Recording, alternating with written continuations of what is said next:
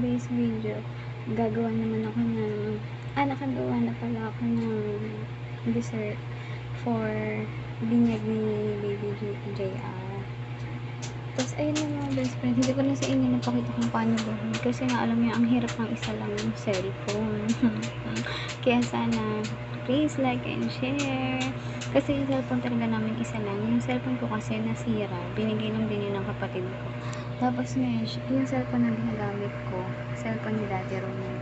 Hindi ko na rin sa inyo napakita mga best friend, yung ginawa kong dessert. Pero yung ginawa kong dessert is mango tapioca.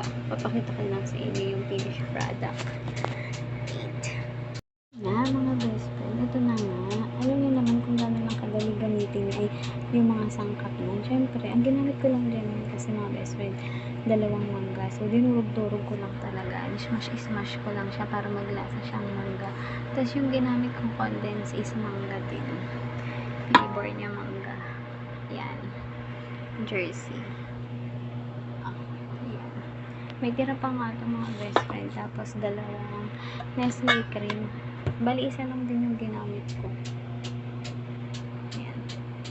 Isa lang nagamit ko nito.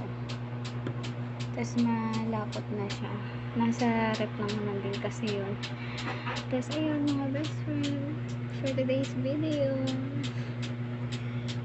Pagod, pero hindi susuko. At bukas na po, Sunday. Ang binyag at first birthday ni Baby Romel. Ang first birthday niya po talaga is November 5. So, isasabay lang namin siya pero sinelebrate din namin siya noong November 5 mismo. So, yun lang mga best friend. Thank you. So, ayan na siya mga best friend.